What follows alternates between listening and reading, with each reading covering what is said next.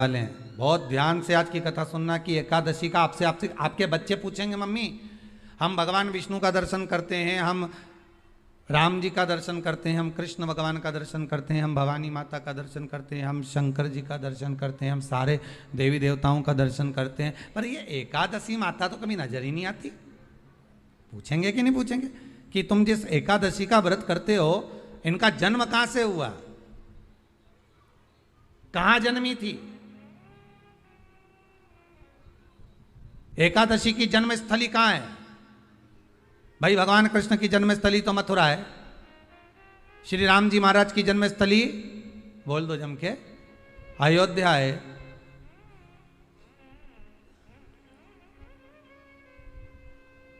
कोई आपसे पूछ ले कि एकादशी की जन्मस्थली कहां है तो आधे लोग तो बाल खुजाने में लग जाएंगे कि एकादशी आखिर पैदा कहां हुई थी, जन्म कहां लिया था, इसका जन्म हुआ कहां था, कहां जन्मी थी ये?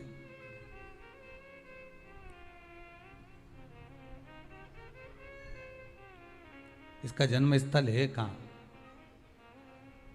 और अगर मान लो जन्म स्थल एकादशी का है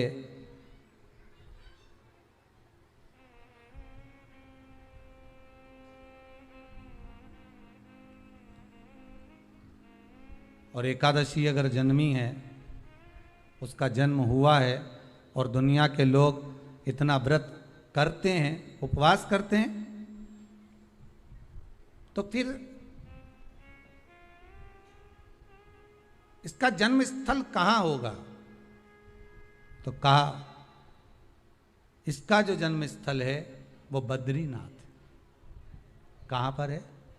बद्रीनाथ। और उस बद्री विशाल में भी एक गुफा जिसका नाम है हेमवती। क्या नाम है? हेमवती। उस गुफा में एकादशी का जन्म स्थल है।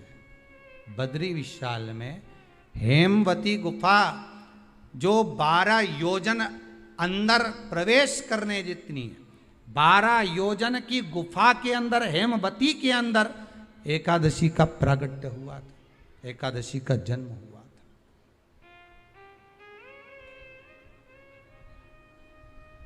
अब तो बता सकते हो ना कि कोई पूछे कि राम जी का जन्म अयोध्या में हुआ, भगवान कृष्ण का जन्म मथुरा में हुआ, और कोई पूछ ले आपका जन्म कहाँ हुआ था, अपन कह सकते ना सीहोर में हुआ हमारा।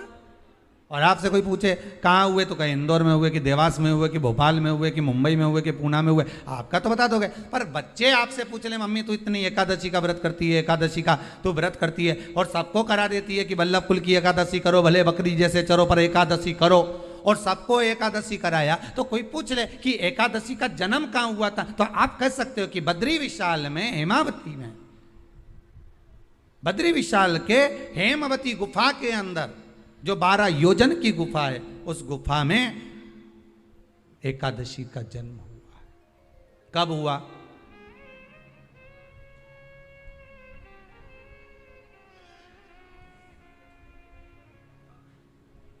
जन्म होने का कारण, राम जी के जन्म होने का कारण था रावण का संहार। भगवान कृष्ण के जन्म होने का कारण था कंस का संहार।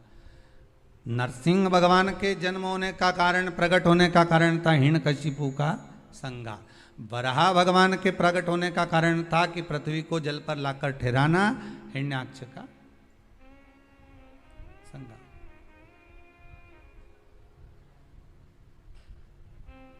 तो फिर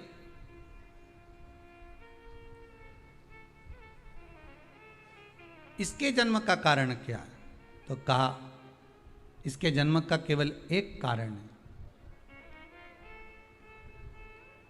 सतयुग में, अब एक और बात का बहुत ध्यान दीजिएगा महाराज, सतयुग एक बार नहीं हुआ कि तुम सोचो कि सतयुग के बाद में द्वापर, त्रेता आ गया, त्रेता के बाद द्वापर आ गया, द्वापर के बाद कलयुग आ।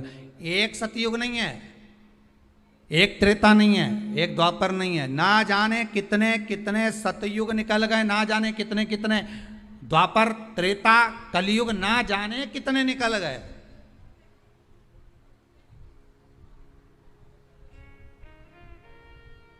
और आप और हम जैसे भी इस पृथ्वी पर ना जाने कितने, अरे जम के तो बोलो, निकल गए। पृथ्वी वहीं की वहीं है, जिस मकान में रहते हो वो मकान भी वहीं की वहीं है। बस कभी कभी एकदम प्लाट हो जाता है, फिर उस पर वापस बन जाता है, फिर क्लीन, फिर बन गया, फिर क्लीन, फिर बन गया। ना जाने कितने कितने कितने कितने जन्म हम ले चुके हैं, और हमारे भी आगे का जन्म कितने जन्म होते रहेंगे। जमीन वहीं की वहीं रह जाएगी और अपन चले जाए, बस वो जगह वहीं रह गई। जो पहले परदादा जी की थी दादाजी को मिल गई, दादाजी की थी पिताजी को मिल गई, पिताजी की थी उनके बेटे को मिल गई, उनके बेटे से उनको बेटों को मिल गई। मिलते मिलते मिलते मिलते कब वो जमीन भी बिक गई समय की अवस्था में, फिर दूसरे की हो गई। और हम सोच कर रह गए कि ये हमारा है, हम इसके लिए लड़ाई करें, झगड़ा करें। हम केवल इस जमीन के लिए, जरा सी प्रॉपर्टी के लिए अदालत में खड़े, अपना समय बर्बाद कर दिए और जो पाना था वो छोड़ दिया।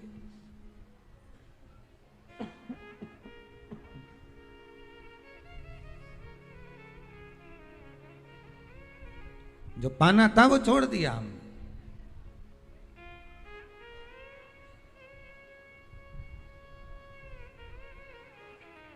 असली रजिस्ट्री तो ये शिव महापुराण की कथा है, जिसमें बैठकर आप 3 घंटा भगवान की भक्ति को जो धारण कर रहे हो, 3 घंटा जो भगवान की कथा को आप श्रवण कर रहे हो, 3 घंटा जो भगवान की भक्ति में आप डूबे हुए हो, 3 घंटा जो भगवत स्मरण में आप लगे हुए हो, बस यही असली रजिस्ट्री है, यही वहाँ काम आने वाली है। इसके सिवाय कुछ काम नहीं आएगा। धन दौलत माल खजाना सब पड़ा की पड़ा रह जाना, सब धरा की धरा।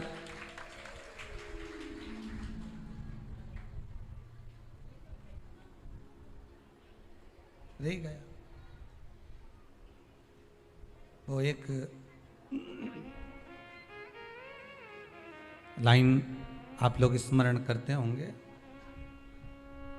सज धज के जिस दिन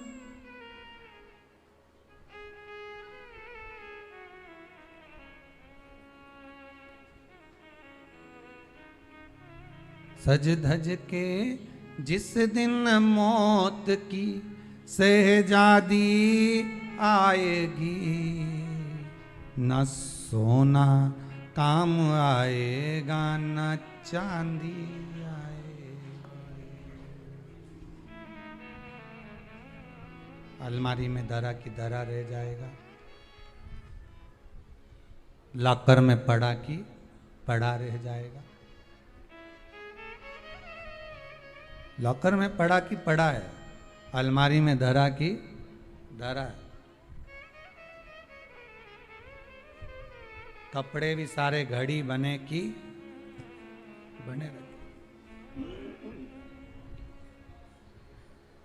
कपड़े भी धरे की धरे रह गए और सब पड़ा रह गया। कि छोटा सा तू कितने बड़े अरमान हैं तेरे, मट्टी का तू सोने जैसे मान है तेरे।